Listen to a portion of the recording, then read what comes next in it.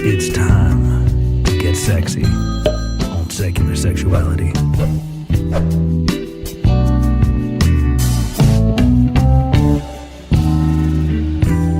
Hello and welcome to Secular Sexuality, the Atheist Community of Austin's answer to the question, what's love got to do with it? I'll be your host, Christy Powell, and joining me, of course, is Bianca. Hello. And then with us tonight is Dedeker Winston of Multiamory Podcast, of the Smart Girl's Guide to Polyamory, of international fame and renown. Thank you so much for joining us tonight. Wow, what an intro. I'm so happy to be here. Yeah, absolutely. So we are very excited to be speaking with you. We get so many questions about, I think, just sort of the nuts and bolts and the how-tos and the whys even of polyamory, of how to make these sorts of things work. And the truth is, there are so few things in our culture that are preparing us, that are teaching us, that are giving us these opportunities. So people really are expected to have to learn a whole new set of skills.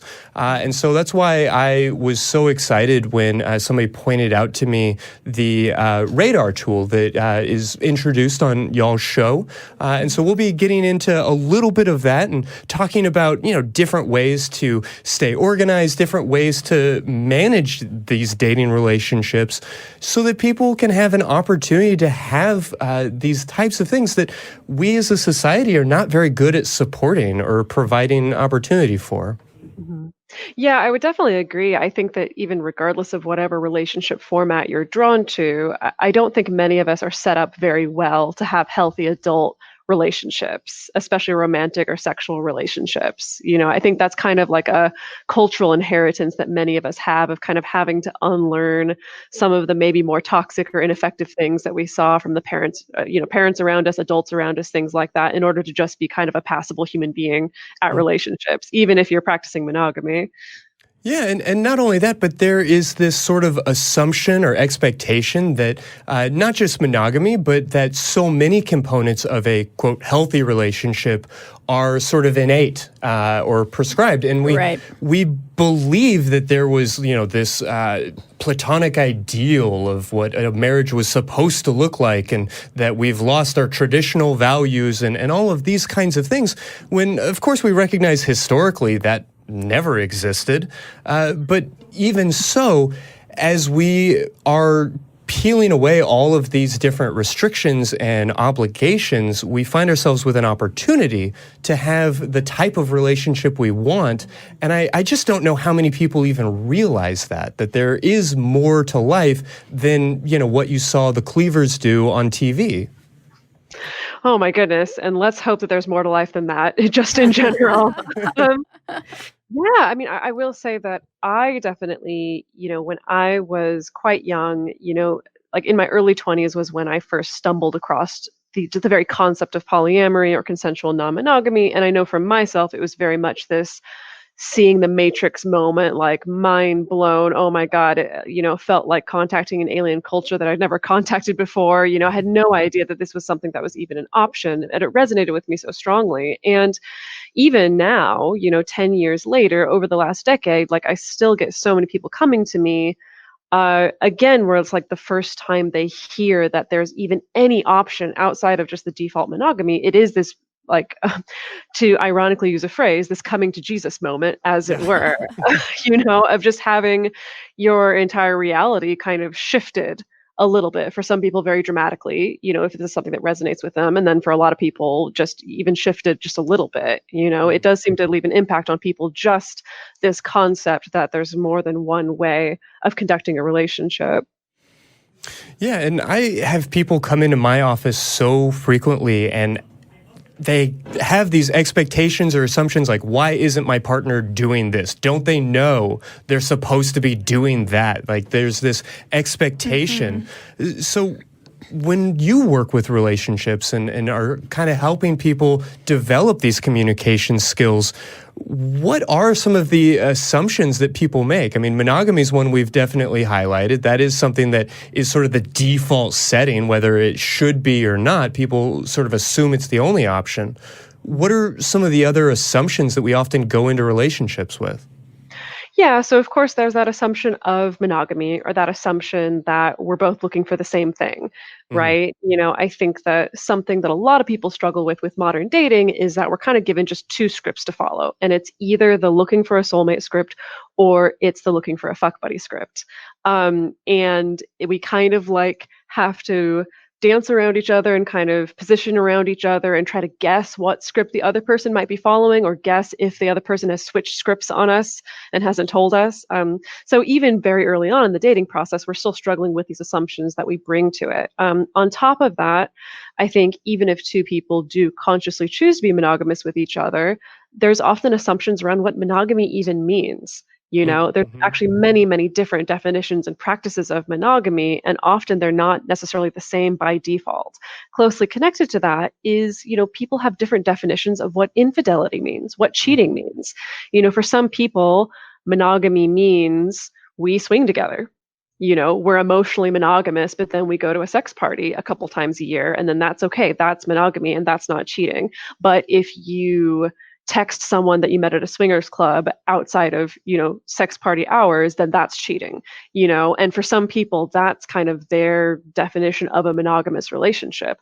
For other people, monogamy means like you don't even look at pornography if I'm not there with you, and so I think there's those assumptions as well that even when we look at more like traditional or vanilla relationships, that we can even get granular there with what assumptions we're bringing into it.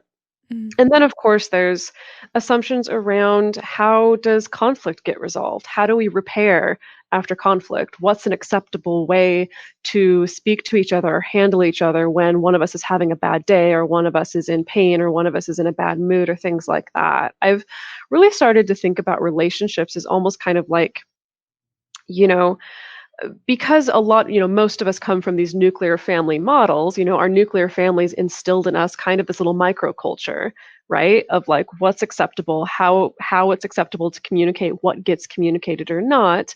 And Mhm. then we meet up with another person who came from their own little microculture, from their nuclear family. And now our task in our relationship is to figure out how do we create our own microculture within our relationship? Or is there going to be like a culture clash? Which is what people often run up against is with those assumptions, and so the assumptions I don't think are necessarily something that's bad, but it's almost the same thing as if you've lived your entire life in the States and have never gone to a foreign country. The first time that you go to Asia, there's going to be culture shock, right? And so I think it's just the result often of our family of origin, the images and messages that we got from the media that we consumed growing up. And then when we actually enter into relationship with somebody, that's when the culture clash happens. And that's when we have to figure out, okay, how do we kind of unknit this and remake something that works for both of us?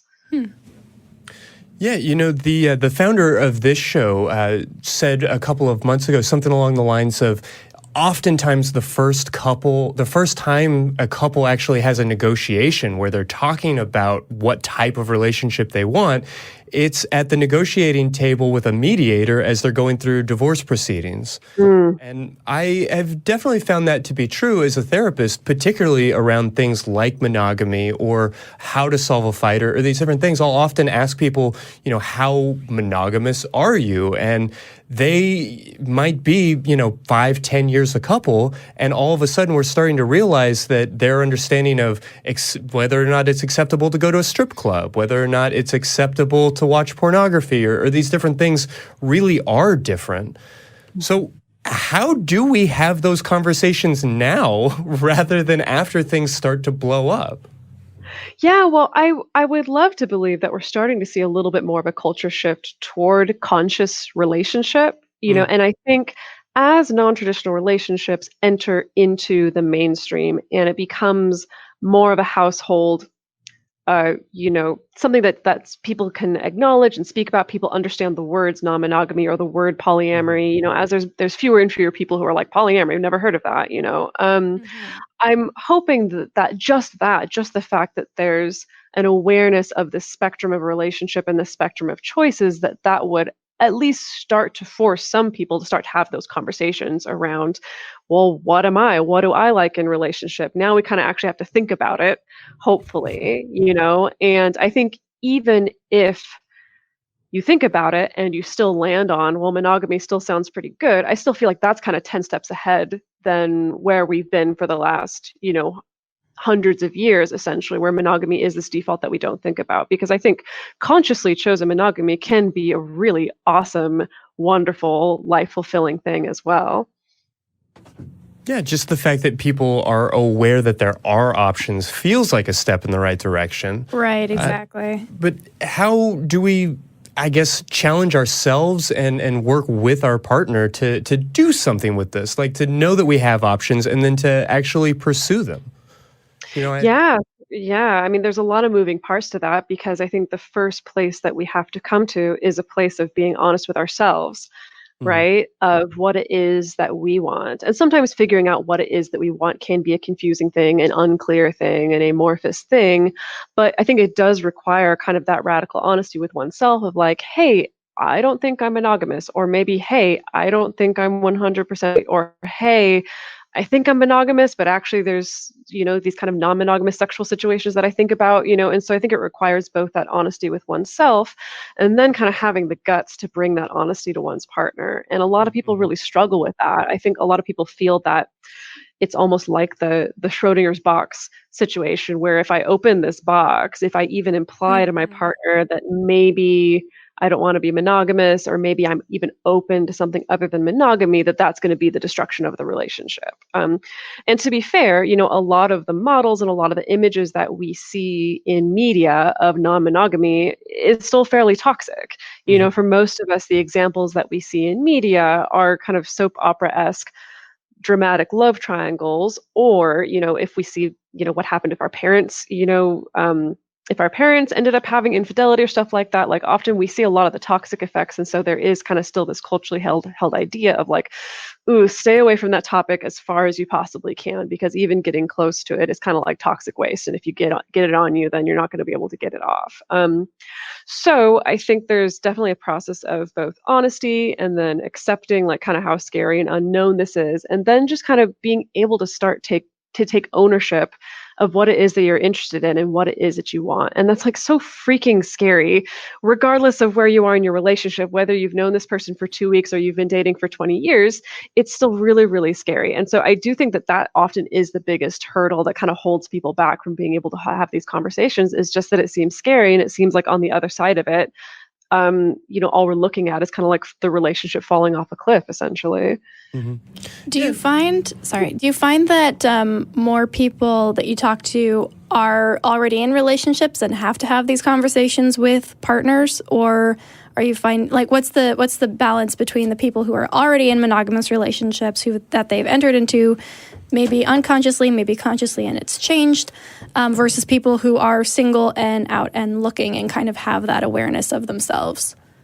Yeah, so among my client base anyway, I would say that the majority of the people that I end up working with are people who are coming from a monogamous relationship where they're starting to have these conversations and they're undertaking the opening up process. That being said, I am starting to see more and more and more people who are kind of undertaking that journey of honesty and being like, okay, maybe I just got out of a monogamous relationship and it's clear that that wasn't for me and I'm ready to start dating, but I know that I don't want to just date traditionally. I know that I want to date with an intention towards something non-traditional or something non-monogamous. I'm starting to see more single people or recently unpartnered people who want to carry that intention into their dating and into, their search for a partner or partners. And I will say, sometimes people don't really think about this, but I think the struggle of being someone who's single and kind of taking ownership of this identity and then now holding that intention and starting to date people with it versus the struggle of a couple who's been monogamous for some time and now they're deciding to open up and change their relationship to a non-monogamous one. They're very, very different struggles. Actually, there's Mm-hmm. some overlap. There's definitely a little bit of overlap there on the Venn diagram, but I mean, I can say, speaking from my personal experience, I had a much easier time once I finally started just crafting my relationships where from day one, this is non-monogamous, and day one, we're honest about that and we're open about that, versus, the handful of experiences I had of like, let's be monogamous first for 6 months or a year or several years and then open up. That for me, in my personal experience, I found that to be way harder. The kind of changing the rules, understandably so, like 100% understandably so. Sure. Right. That was also my experience. I am currently trying to delve into non-traditional multi-partner type relationships.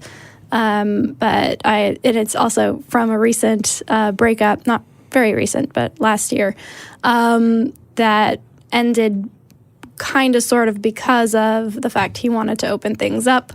And I feel like I have some questions just about the way you should be approaching that. And maybe this ties into what you're asking as well. I'm assuming sending a text message at the beginning of a weekend where one of the partners is going to be away saying, I'm going to go on some dates this weekend is not the best way to Unideal, approach that. generally unideal. Are you speaking from personal experience? Possibly. Too specific to be improvised. Yeah, I wouldn't recommend that. If that's the first time you're hearing of it, that's probably not going to go over very well, I would imagine. Well, I have a question, if you don't mind me putting it back on you, if you don't mind diving into it. In your experience with that particular relationship, to you, what do you think you felt like you would have needed in order for that conversation to go a lot smoother, or for that pitch essentially to go over better? That's a good question. I think ultimately I needed a little bit of time to make a decision and to actually be acclimated to it. I also think that being willing to do the research and read the books and make the calendars and all of that was would have helped me be more confident that we were both coming at it from the same place. Because once I found out that that's what he wanted to do, I was like, okay, I don't really know if I want to do this, but I'll do the research. I'll ask my friends who are in poly relationships and do all this. And every time I would bring something to him, he'd be like, oh, we can just wing it. It's fine. And wasn't willing to do that extra work. So I think, yeah, just being open to learning about it together and being open to doing that work as a couple would have helped a lot. Yeah, well, and that type of intentionality is really what I kind of wanted to highlight tonight, and what I feel is lacking in so many relationships is just having those conversations, the willingness to read a damn book. Yeah. You know, I mean, how empty would my therapy practice be if more people were willing to just pick up a book to just try, honestly? And I don't mean to make it seem as if these things are easy or that people are lazy. Certainly that can be true. But I feel like we have this notion of relationships as they're supposed to be easy if they're right. They're supposed to be beautiful and perfect if things are going correctly. And it's a little bit of a surprise when things get a little bit wobbly and you have to put effort and some intentionality and forethought into these things. Right.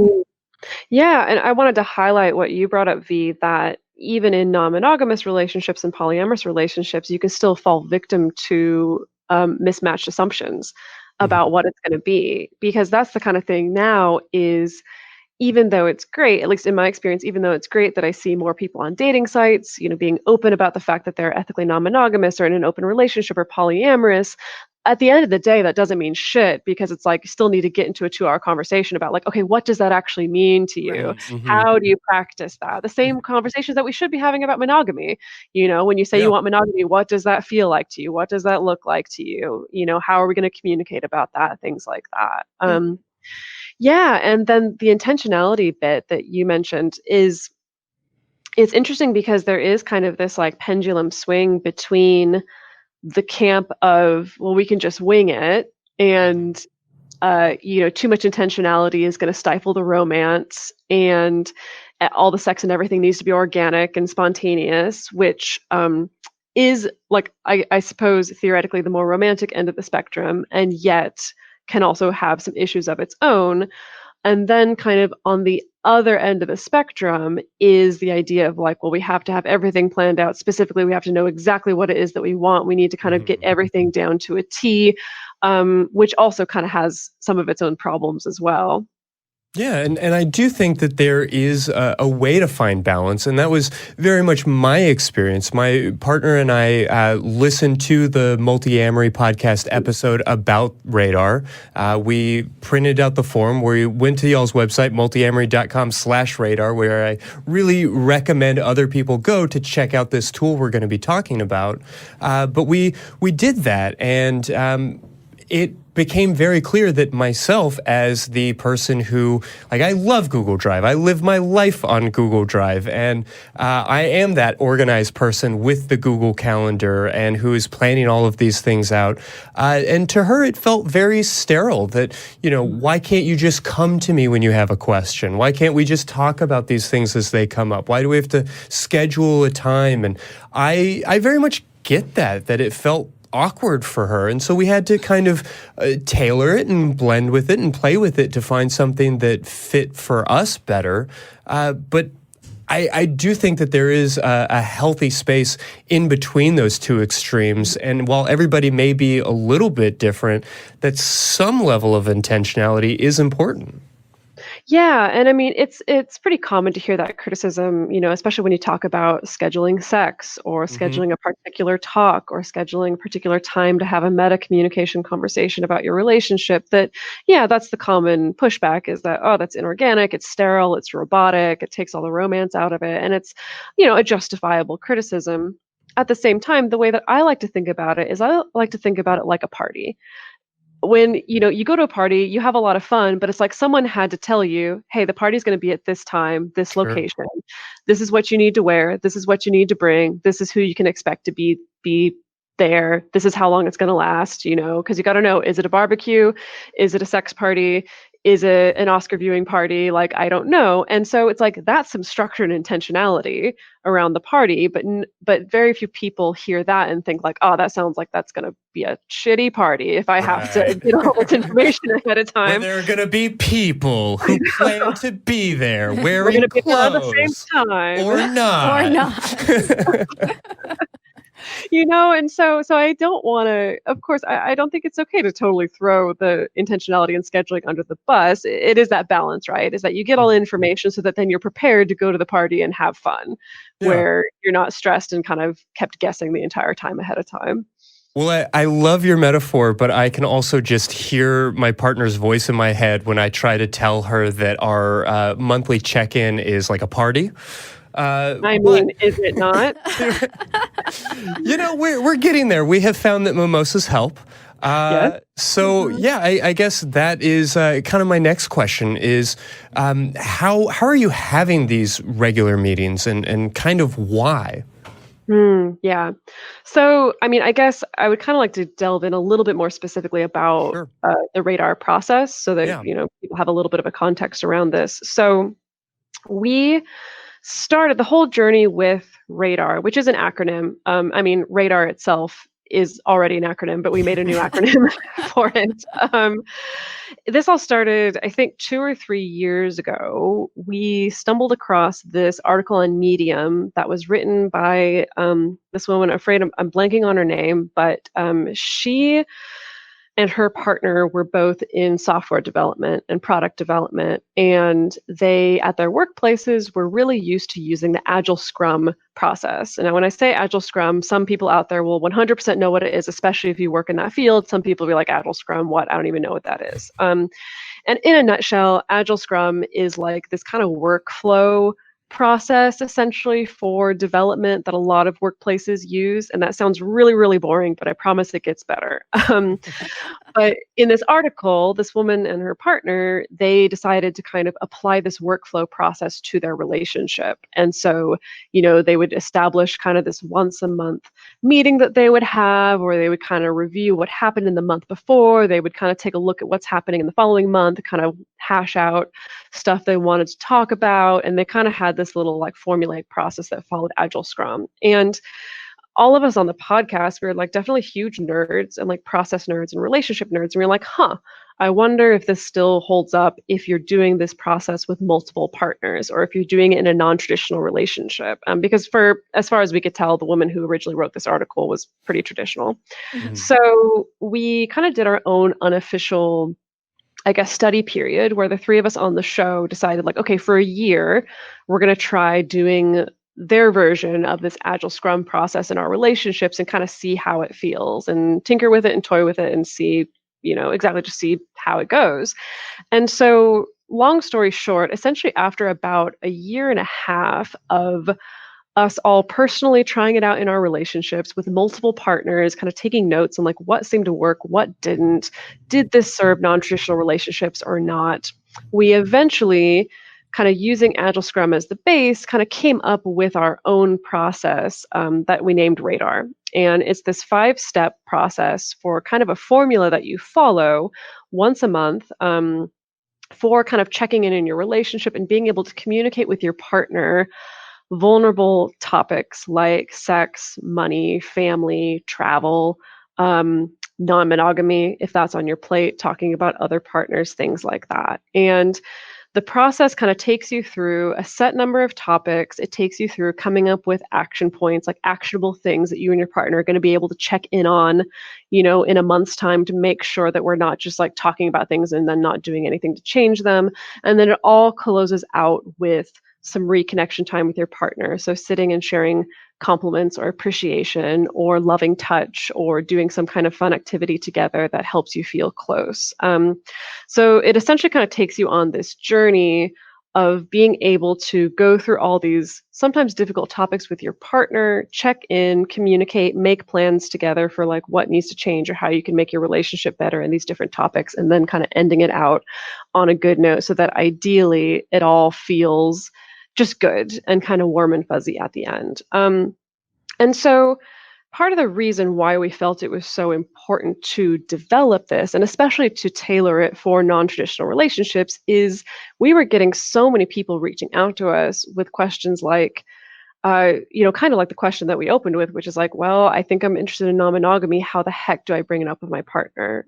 Or I'm realizing that this thing my husband has been doing in bed is something I've never liked. When am I supposed to bring that up? Or I've been dating multiple people for a while now, and I just dropped the L-bomb in this one particular relationship. How and when am I supposed to tell like the partner that I live with? Do I wait until it's like over dinner, or do I wait till they come home from work? Like, when am I supposed to talk about these? That there were a lot of these topics that people just didn't have scripts for. They didn't have a pattern to follow. And so we found that it was just really important for people to be able to create this specific container for talking about these things that happens on a regular basis, so that there isn't like a backlog of problems that builds up and a backlog of resentment that builds up until one day someone's sick of it and then just kind of ambushes you with a bunch of problems. It was, with the purpose of being able to minimize like day-to-day processing about the relationship in order to kind of build space for the two of you to have just like positive time together in your relationship, essentially kind of being able to create the opportunity for it to be like, oh, right, I do want to sit down and like talk with my partner about this annoying thing that's happening with the way we're dividing household labor, but like we're about to go out on date night, so I'm not going to ruin date night by bringing that up, but I know we have a radar in 2 days, so I'll just write it down and then we can take it then. And then that frees you up to be able to enjoy date night or something similar to that. So that was a lot of information about that, but I mean, essentially it boils down to the problem being that we're not really equipped with the tools or given the tools to handle these kinds of conversations regularly. And so as a result, it's all kind of just like left up to chance. It's left until one partner has enough resentment or frustration that they explode, or they don't, or they swallow it for the entire relationship until the relationship ends, And so we really wanted to give people something to follow, something to rely on consistently for being able to track their communication in their relationships. Yeah, you mentioned that it can, save date night because it gives you an opportunity to sort of like put that in a box and know that it's going to get opened. And I feel like that is so often the thing that folks miss. It's like they feel as if they are opening this box that is full of all of these scary things. And of course, why would you want to do that? But by creating a box, you're also creating a place to put these things so that they are going to get addressed, but it doesn't have to happen in that exact moment. And you can still have a good date, even if your partner, said something about your mom that just, frustrated you, and you don't want to get into a fight about it right now, but maybe you want to think about it for a little while and maybe bring it up and approach that in a safe place rather than in the car 15 minutes before, dinner with friends is supposed to start or these kinds of things. Right. I can tell you that my partner and I put a flower vase in the kitchen and just a, bunch of Post-it notes and a pen next to it. And every once in a while, if something comes up or just whether it's logistical, like, when are we going to buy that turtle for Christmas? What does that look like? We need to talk out logistics. How big of a tank is too big? That very relatable example. Right, naturally. Or, something that is a little bit more tense. And so I am curious what kind of maybe modifiers you've seen as you've been talking about this and teaching people this for so long, if there are other examples of people sort of playing with it and making it fit themselves.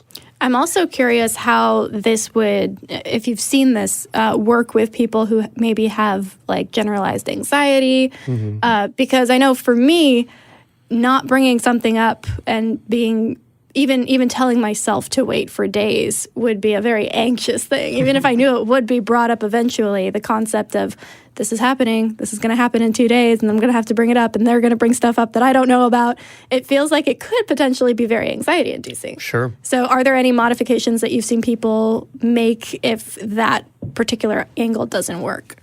Oh yeah, 100%. I've definitely seen people who kind of customize the process where sometimes they'll change it to be like, we're going to do mini radars once a week, and it's going to be kind of like a secondary date time where we're going to make it positive. We're going to kind of pad out and build like a little nest around the experience so that we can feel warm and comfortable and kind of in a safe space. Like maybe we're going to make a ritual around it where we're going to make like a little pillow for it and like be in our pajamas when we do just like a mini like half-hour radar on a weekly basis or something like that, in order to kind of minimize the like, oh gosh, like our next radar is like 2 weeks out and I'm going to be anxious until then, stuff like that. And we've also seen people do things like setting a timer on certain topics so that if things are feeling a little bit too tense, then you can, essentially you have a timer and you can kind of set a time for being able to kind of check in with that particular topic later or things like that. And we've definitely seen, people who either have, generalized anxiety or who tend to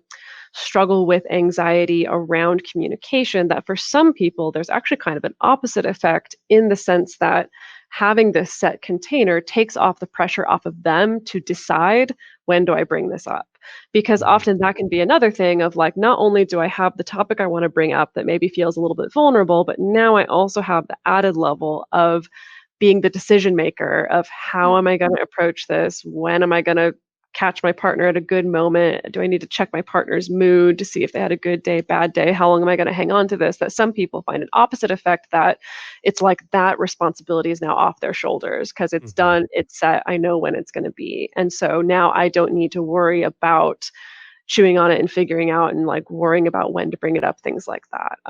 Ultimately, like the good thing is that this process that we came up with, like it's not set in stone. We like to make it like very customizable for each relationship and each person. The important thing being like, however you need to modify it to get yourselves to actually do it, that's more important than having it to be to a T to like how we talk about it in the podcast. Yeah, which is incredibly important because, people are messy. And for many of us, this is our first time to really, I guess, pay attention to intentional conversation. Again, like we said at the top, so much of this feels like stuff that people often assume they should know. If they were healthy, if they were in the right relationship, if they had the right partner, that this should all just be magical and easy. And so I think that there's a little bit of a reality check oftentimes in knowing that, some of these topics are going to be uncomfortable, and some of this is going to be unpleasant, but that it's a tool and an opportunity to change everything that's not this meeting. The meeting doesn't exist for the meeting's sake. It exists for the relationship and can provide so much opportunity. So I have to say that I'm a big fan of any form of intentional conversation and communication among couples, and in any kind of relationship. I think there's a lot of value in having a set time to just get together, even if it is to just share a pizza and kind of casually talk through the calendar over the month, even if it's not, using all of the forms and the tools and the different things. Yeah. And I think there's something also to be said about, having that process be regular and almost ritualized in order to kind of rebuild some neural pathways that we may have either individually or just kind of collectively from the culture that we grow up in around just intentional communication. Because I think so many of us, we're just so socialized to kind of expect that it's like if your partner approaches you and says, "Hey, we need to talk, let's set a time and place to do it," that the response is not like, "Oh, yay." The response is, "Oh, shit." Yeah, Like, what did I that's do? pretty What's universal. going to happen now? Like, it's pretty universal. And so, I have sweats now. Yeah, You just said that and I'm sweating. I think I'd rather just be dumped than get a text that says, "We need to talk." Yeah, no. Nobody likes the "we need to talk" text. yeah. Because then at that point, even if it's something innocuous, you're mad at them. Right. Defensively mad. Yeah, defensively mad ahead of time. Yeah. But I think it is so important to get people to have the like repetitive internalized experience with a partner of, we went somewhere a little bit scary, we went somewhere a little bit nerve-wracking, and then at the end of it, we figured out what our next steps were. We hugged each other, we gave each other compliments, we appreciated each other, and ultimately we got to the other side feeling good. And it's kind of like being able to make that attachment in your brain of, went to a scary place, went to a vulnerable place, but it ended up being okay. Neither of us died.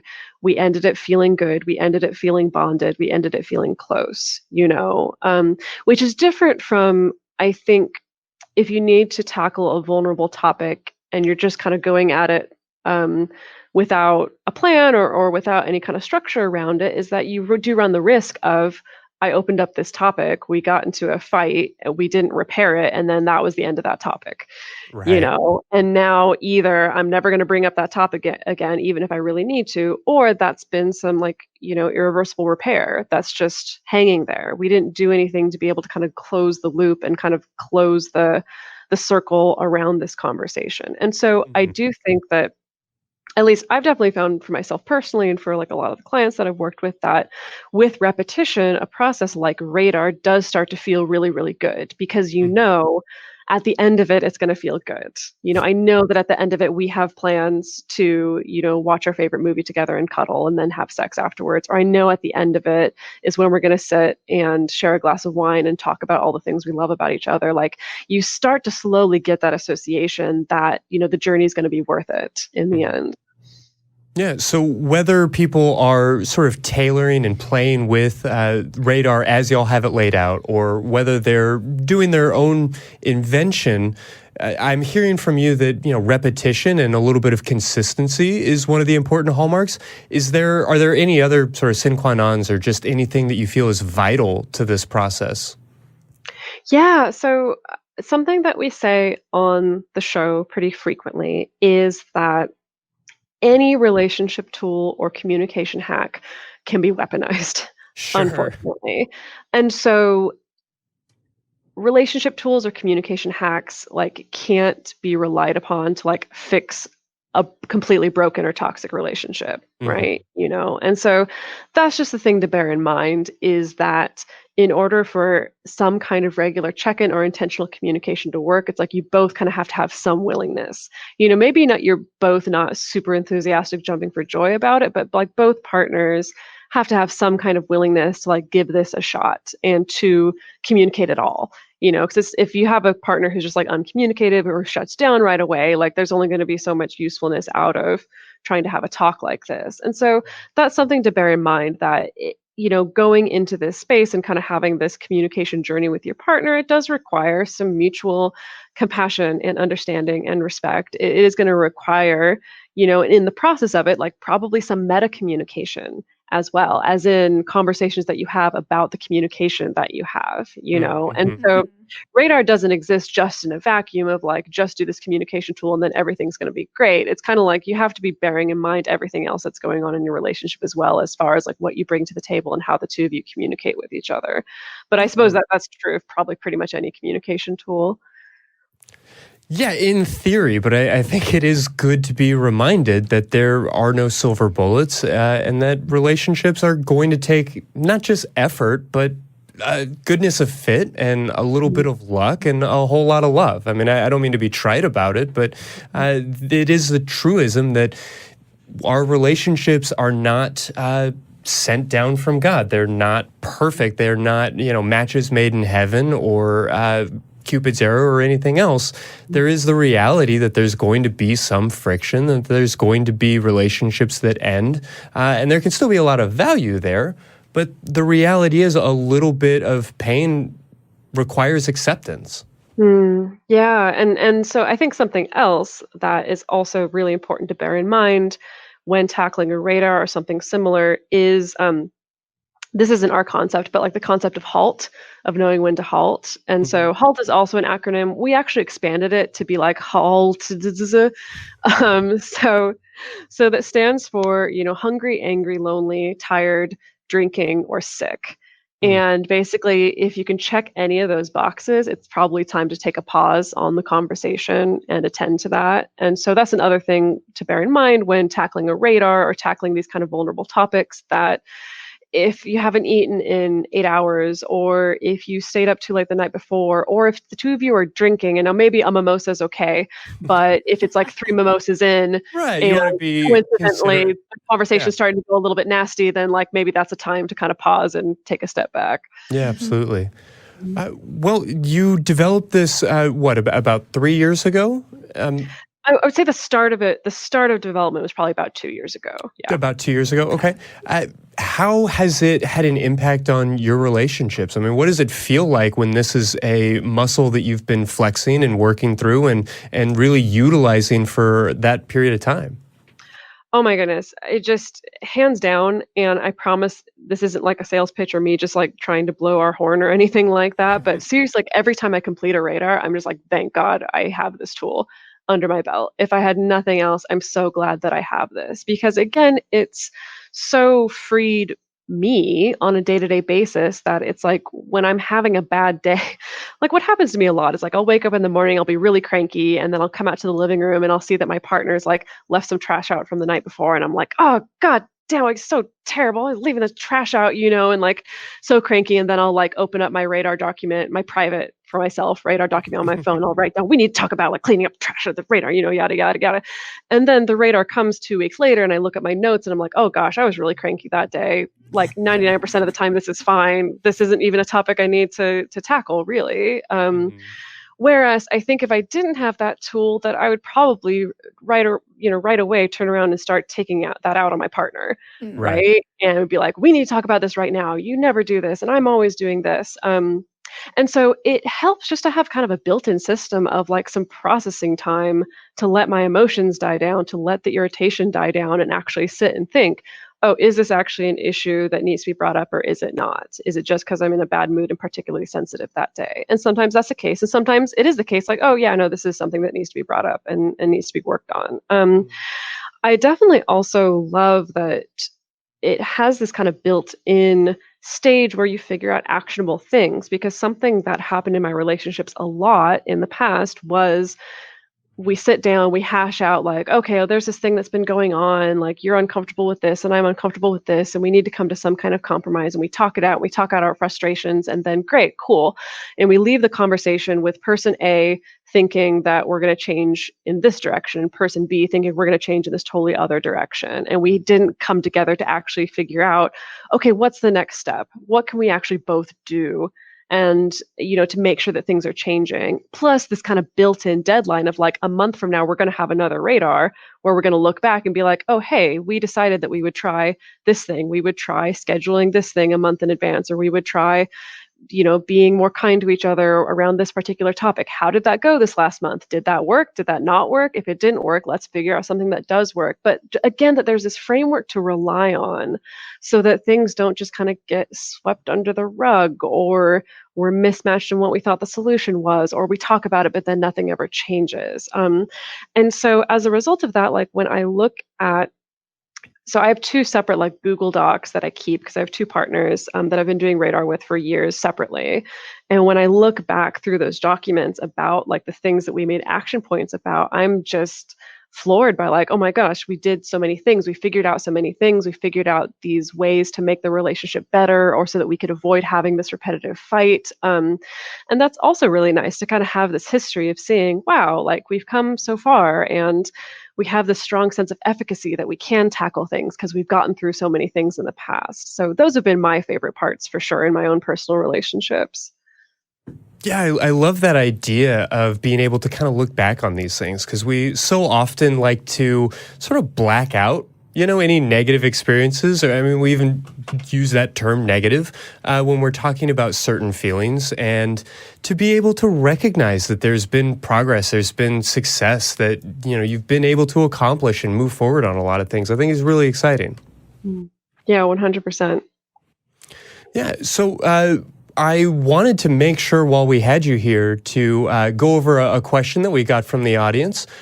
Before we jump into that, I just want to see if there was any other questions that you had or anything else about radar that was important to look over. I'm just going to be doing some research into this myself. Yeah, absolutely. And again, I'd like to encourage everybody to check out the Multiamory podcast, and there at multiamory.com is all of the information that we've been talking about, the actual tool itself, as well as sort of a more detailed description about how to actually use it and how to get into these sorts of things. Yeah, and I really recommend to anyone listening, like I love giving people just, I really invite people to approach their relationships with curiosity. Approach it like you're a scientist and you're passionate about this subject. And this is just, all this is data collection, really. It's experimenting. So you schedule a radar with your partner, and then you find that you wake up in a cold sweat every single night until the radar.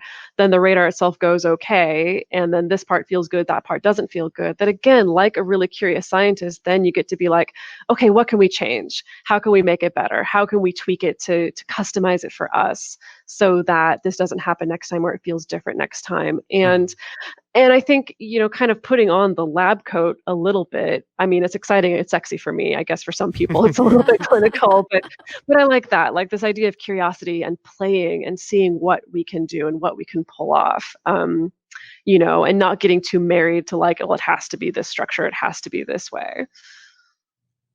Yeah. No, I think those are incredible points. I definitely like the idea of maintaining some curiosity and not taking our relationships too seriously. I mean, they matter. I never want to lose sight of that. We wouldn't be doing this show. I wouldn't be working as a relationship therapist. You wouldn't be doing the things that you're doing if relationships weren't perhaps the most important part of our humanity.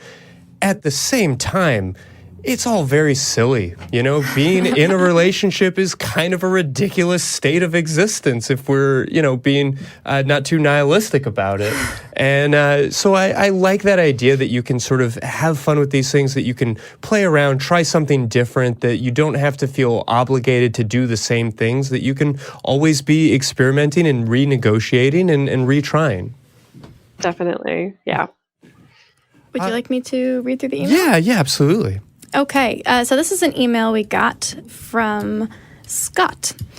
Scott says, "Hi, I was hoping you might be able to give me some advice on dealing with a tough breakup I had a few months ago. Basically, my wife and I had been dating a longtime friend who broke up with us because she is going through a difficult time in her life and needs to focus on taking care of herself and her family right now. We all still very much care about each other and want to be in a romantic relationship together, but it just isn't possible right now. However, I've been having trouble getting over it, and my sadness has been affecting my current relationship with my wife. I was kind of a secondary relationship to their primary one, and because of that, I didn't take part in any of the resolution they had when they talked together for the last time. Everyone agrees that our friend needs her space now, but I'm still wrapped up in this and feel like I don't have any closure, but can't reach out and try to talk. do you have any advice on how I get over this and try to focus back on my marriage? Yeah, that's a big one. I think I see this a lot. I see people struggle with this a lot, primarily because, when you're in a multi-partner relationship and one of those relationship ends, that often people don't really have as many resources available to them for processing that breakup as people who are in a traditional monogamous relationship may have. If you're going through a breakup, people will talk to their coworkers about that potentially, or talk to their mom about that, or their siblings, or whatever. But if you're in a non-monogamous relationship, and especially if you're closeted, if you're not out about it, that often leaves you with like, well, either I can talk to nobody, or I can talk to, I guess in this case, probably my wife, and that's it. And I'm kind of making some assumptions about the situation here. So, for Scott, I would definitely say, fundamentally, first things first is that, it's important to make space for those feelings to happen. You deserve to be able to feel that sadness and experience that mourning of the relationship, because I know that's another thing people struggle with in multi-partner relationship, is kind of the feeling of like, well, I know I lost a partner, but technically I have another partner, so I shouldn't be that sad about it, which is BS. Like, you still feel sad about the loss. And there are people reinforcing that from every corner, though. It's certainly something that occurs to us, but in that moment, but it's also something that you're going to be hearing from a lot of other people when you are looking for sympathy, when you are trying to be understood. Yeah.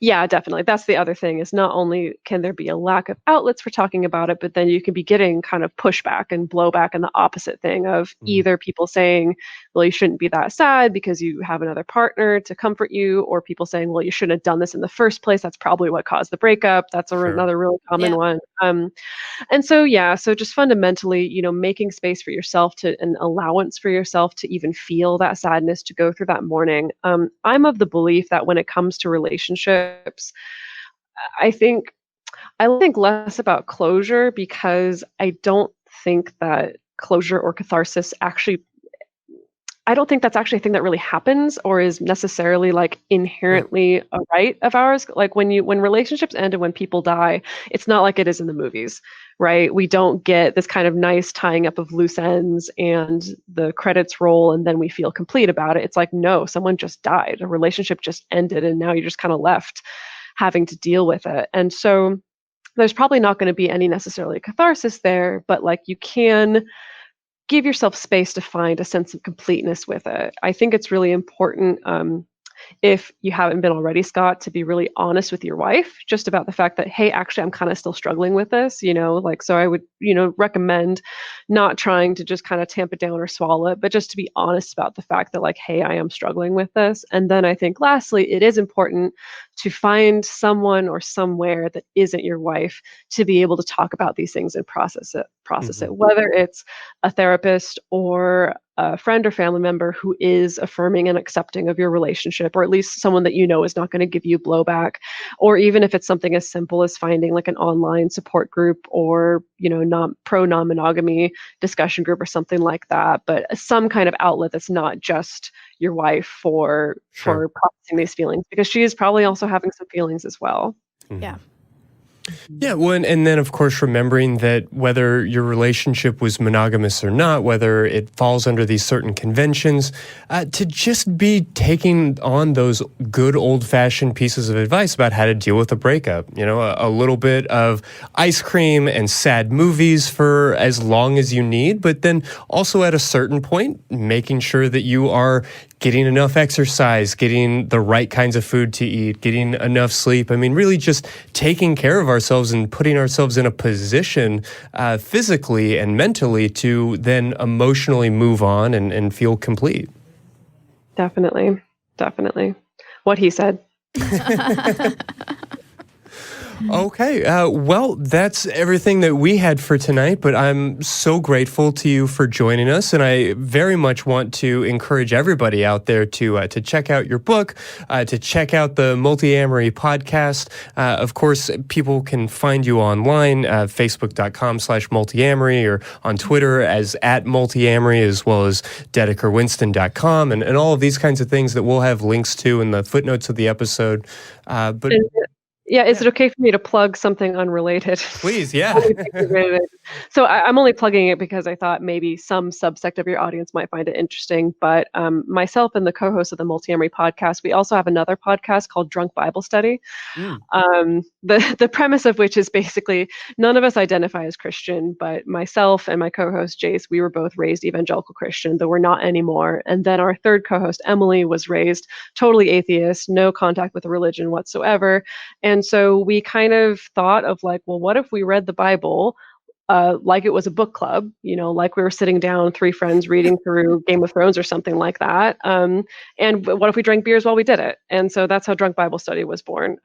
So it's not a podcast about religion. It's not about Christianity. It's just about, Fine literature. fine, ridiculous literature. But it's great fun. Gosh, that sounds like a lot of fun. I'm going to check that out for sure. Yeah, absolutely. Oh, we have so much fun each week. Yeah, it's great. So that's on Apple Podcasts, TuneIn, Spotify, Stitcher, all of the good places. You call it All good places. Drunk Bible Study?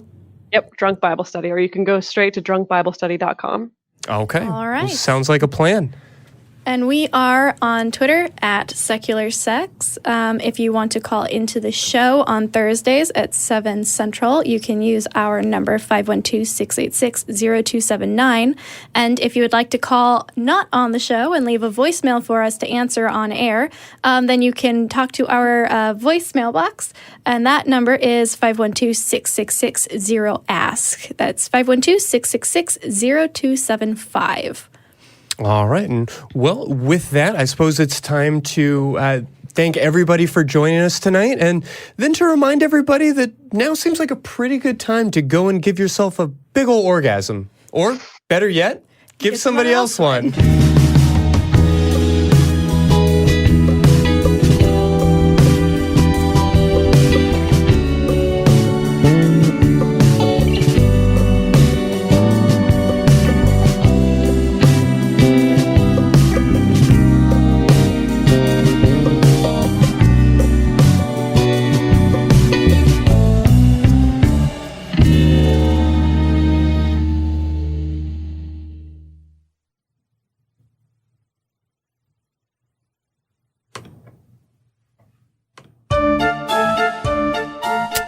What are we doing, man?